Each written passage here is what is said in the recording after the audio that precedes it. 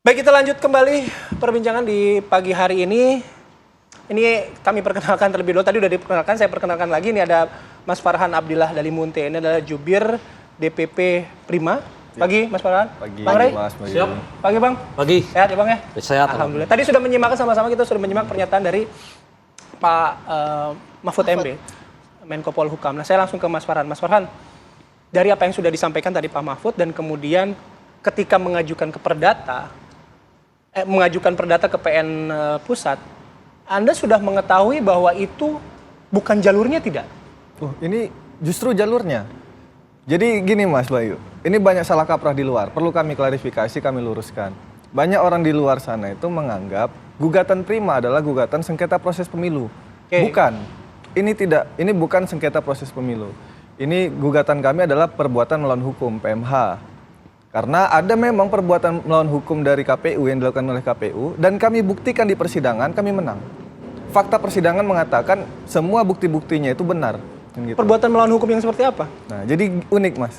Pertama, KPU melalui suratnya SK-nya 1063 itu melarang partai politik Prima dan 4 partai yang lolos dari Bawaslu awalnya itu untuk termin perbaikan seperti apa yang diatur dalam PKPU. Nah, Jadi KPU mengeluarkan mekanisme baru dan itu hanya berbekal surat edaran.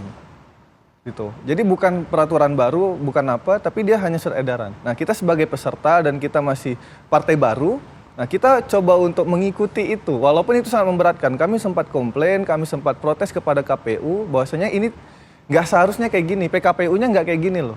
Gitu. Jadi kami Prima dilarang untuk mengupload ulang data anggota yang sebelumnya TMS yang kami buktikan di Bawaslu harusnya dia MS memang. Kami hadirkan di Bawaslu orang-orangnya. Gitu. Orangnya ada, identitasnya asli, jelas segala macam, tapi dinyatakan TMS oleh KPU.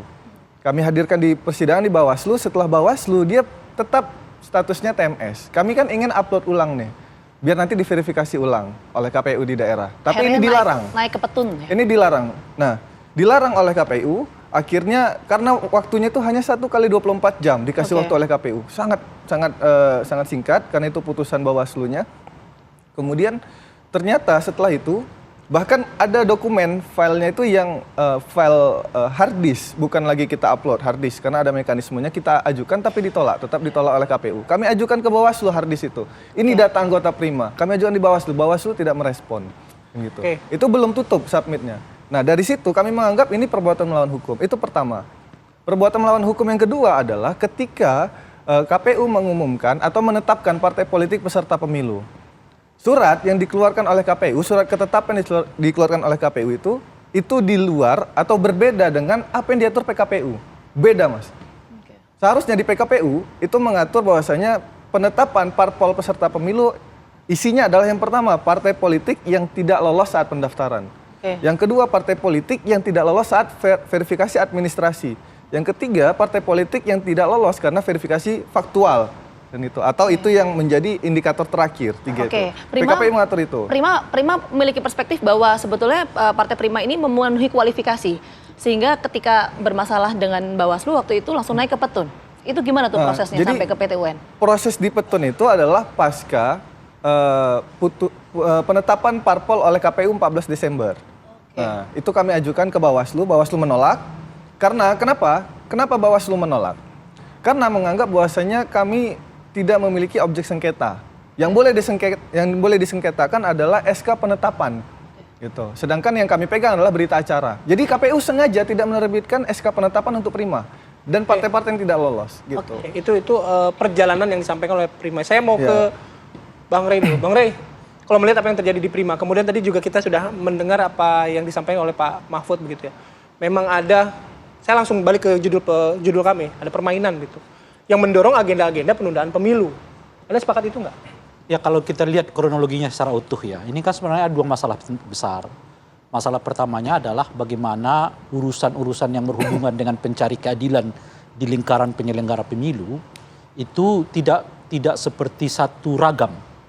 Bahkan pada tingkat tertentu aturannya bisa berubah dalam waktu yang singkat gitu. Untuk apa? Kadang-kadang yang untuk mengeliminasi yang lain aja gitu. Nah, ini perlu dibenahi nih. Sehingga mestinya yang begini juga tadi dilihat oleh Pak Mahfud. kadang-kadang koeksistensi ya, ketidakkonsistenan di dalam aturan, pelayanan, macam-macam, yang berujung kepada banyaknya orang yang kecewa terhadap berbagai tanda kutip kalau disebut permainan ya permainan itu gitu. Itu satu tuh. Nah ini mestinya juga dilihat oleh Pak Mahfud. Pertanyaannya misalnya, apalagi yang membuat Bawaslu menolak gugatan Prima yang kedua kali, sementara objeknya berbeda. Gitu, kecuali objek yang sama kan.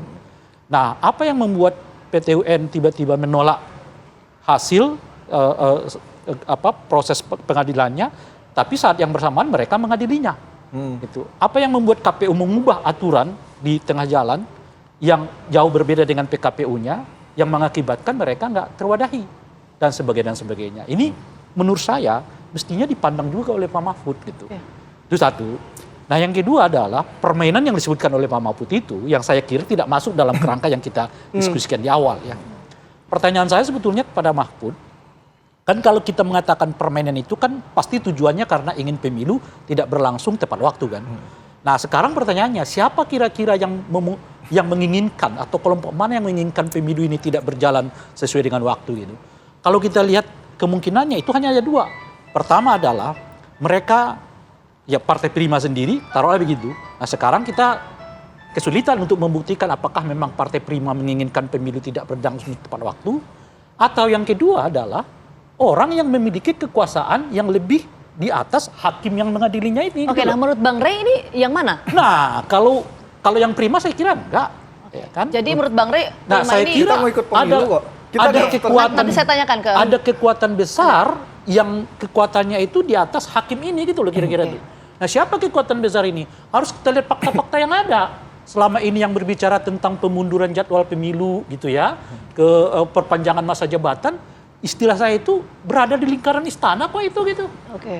Nah sekarang Pak Mahfud lihat nggak itu fakta-fakta itu gitu loh. Oke. Yang bicara tentang penundaan jadwal pemilu, yang berbicara tentang 3 periode, yang berbicara tentang masa perpanjangan jabatan presiden, itu semua berada di lingkaran istana, meskipun presidennya nggak pernah berbicara tentang itu. Oke, baik. Kalau tadi Bang Rey mengatakan ini ada intervensi dari pemerintah, tadi sudah Saya dijawab itu. oleh Pak Mahfud bahwa pemerintah tetap berjalan pemilunya saya 2024. Tidak mengatakan itu. Yang saya mau katakan itu, selama ini yang berbicara tentang 1, perpanjangan masa jabatan, 3 periode, tunda di luar itu semua berada di dalam lingkaran istana. Meskipun presidennya nggak pernah mengatakan itu menurut saya. Tapi pertanyaan saya gini, Bang Rey, kok tadi kan saya sempat tanyakan sih ke Pak Mahfud juga ya. Kan Pak Mahfud mengatakan bahwa sebetulnya kan putusan ini belum inkrah, belum berkekuatan hukum tetap. Ya. Artinya kan nggak bisa dieksekusi. Tapi kalau tadi kita berangkat dari Bang Rey mengatakan bahwa ya ada kelompok tertentu lah yang menginginkan penundaan pemilu. Jadi tujuan untuk mengintervensi putusan Pengadilan Negeri Jakarta Pusat apa dong? Ya tujuannya itu supaya memang tidak pemilu dilanjutkan tepat waktu ini kan. Sementara PN Jakpus ini kekuatannya nggak berkekuatan hukum tetap gitu. Karena masih mau dikasasi oleh KPU. Nah, tinggal kita lihat nanti di pengadilan lanjutan apakah akan diterima kasasi dari KPU atau tidak. Kalau nggak diterima, ya artinya 2 tahun ini harus kita tunda. Oke, jadi ini pintu masuk lah kurang lebih gitu ya. Kalau Bang Rey mau menyampaikan ini pintu masuk. Meskipun saya sendiri mengatakan begini, kan ada 5 poin putusan PN ini kan. Jadi 4-nya menurut saya tidak ada masalah sebetulnya kalau itu dilaksanakan oleh KPU. Pertama melakukan verifikasi ulang. Yang kedua membayar ganti rugi sekitar 500 juta ya. Yang ketiga ya membayar denda biaya pengadilan. Ya. Yang poin yang kelima itu kan yang agak susah. Apa yang poin yang kelima itu adalah menunda pelaksanaan pemilu. Kalau menunda pelaksanaan pemilu ini menurut saya KPU tidak usah melakukannya. Kenapa? Karena KPU berpatokan pada undang-undang yang ada. Bahwa undang-undang yang ada itu mengatakan pemilu tidak dapat ditunda kecuali karena 4 faktor. Yang 4 faktor itu tidak termasuk di dalamnya adalah putusan pengadilan gitu. Sebetulnya selesai. Kalau KPU nggak usah banding aja, laksanakan itu yang 4 poin. Yang satu ini abaikan. Kenapa diabaikan? Karena KPU juga memiliki dasar hukum yang kuat untuk mengabaikan aturan itu gitu. Oke, kita tangkap poinnya. Saya mau ke Mas Farhan kalau gitu. Ini kita harus clear dulu nih Mas.